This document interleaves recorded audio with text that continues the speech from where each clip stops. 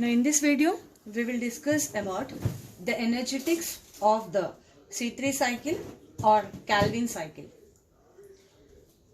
To reduce 6 molecules of CO2, in the Calvin cycle, 18 ATP are utilized and 12 NADPH are used and 6 Calvin cycles takes place, and during this process, the net G3P produced are 2. So out of 12 G3P, 10 G3P goes for the regeneration phase and the remaining 2 G3P is considered as net G3P. So these 2 G3Ps helps in the synthesis of 1 glucose formation, or we can also tell that 1 hexose formation or 1 fructose formation. So a hexose, a glucose or a fructose, they are all 6 carbon molecules.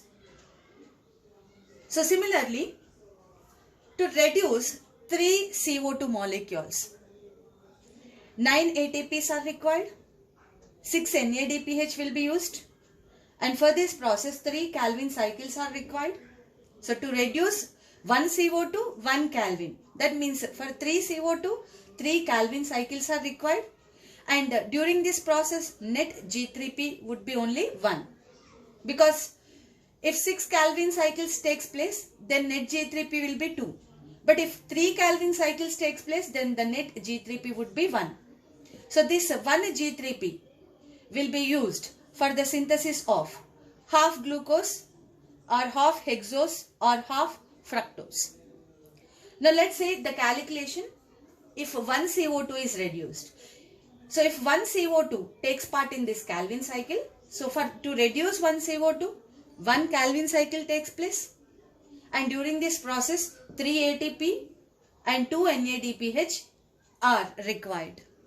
So these are the energetics for the Calvin cycle or C3 cycle. So finally, to produce 1 glucose or to reduce 6 CO2, 18 ATPs and 12 NADPH are required, and net G3P which are formed is 2. Now let's talk about another kind of pathway, which is C4 pathway. Now C4 pathway is discovered by Hatch and Slack. So these are the scientists who discovered that in certain plants like maize, sugarcane, sorghum, pearl millet, amaranthus, so during the dark reactions, the first stable product which is formed is a 4 carbon molecule which is oxaloacetic acid. That is the reason why this pathway is considered as C4 pathway. Since Hatch and Slack scientists have discovered this pathway, that is why this pathway is also known as Hatch and Slack pathway. And since the first stable molecule which is formed is OAA, oxaloacetic acid, and it contains 2 carboxylic acid groups, that is why this pathway is also known as dicarboxylic acid pathway. And since carboxylation takes place in the beta carbon, that is why this pathway is also known as beta carboxylation pathway. So there are different sort of names for this kind of a pathway.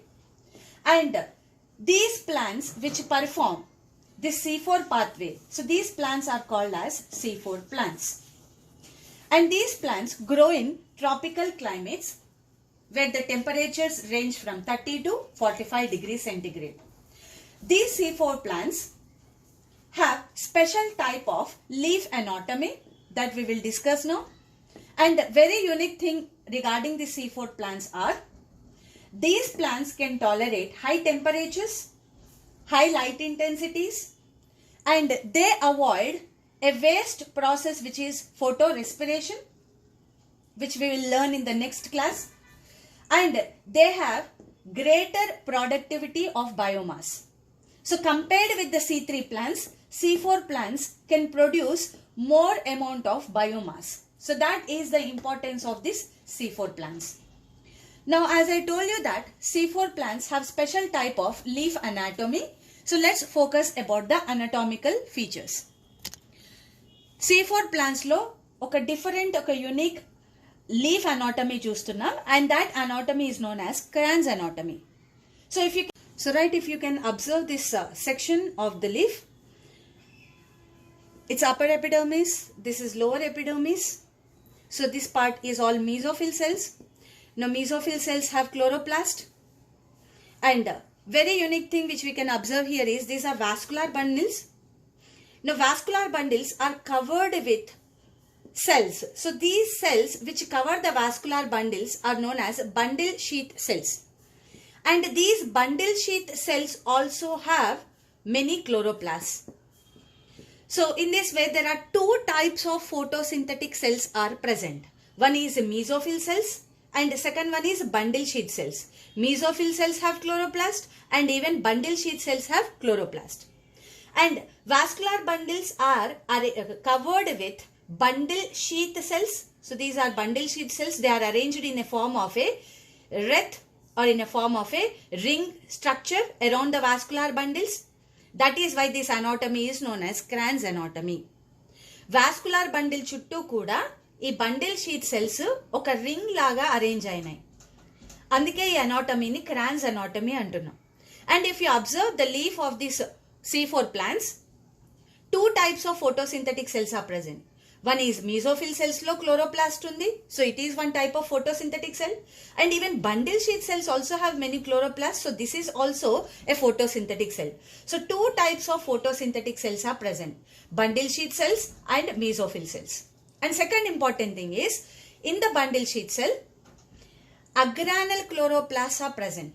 So these are the green color part which I highlighted is chloroplast. ఈ chloroplast లోపల grana is absent. So this chloroplast contains agranal thylakoid membrane. So grana is absent. And if you can notice this bundle sheath cells, the cells have thick cell wall. ఇక్కడ ఉన్నది thick cell wall observe చేస్తా ఉన్నాం. And the cells are closely arranged without intercellular spaces. So if you can observe here, the bundle sheath cells are tightly arranged without intercellular spaces, and bundle sheath cells have thick cell wall. Now all these are the important characters of this bundle sheath cell. Right, and mesophyll cells have chloroplast. They also have many chloroplasts, but these chloroplasts are granal chloroplast. A chloroplast lo grana is present. So in this way, two types of chloroplasts are present. Chloroplast dimorphism can be seen in a bundle sheath cell, a granal chloroplast, mesophyll cell, granal chloroplast. So in this way, chloroplast dimorphism is observed in case of C4 plants. Now this C4 pathway is taking place between these two cells. One is bundle sheath cell and another is mesophyll cell. Okay. So ఈ C4 pathway అనేది రెండు cells మధ్యలో జరుగుతుంది. So these two cells I have highlighted here. So this upper one is the mesophyll cell and this down cell is the bundle sheath cell.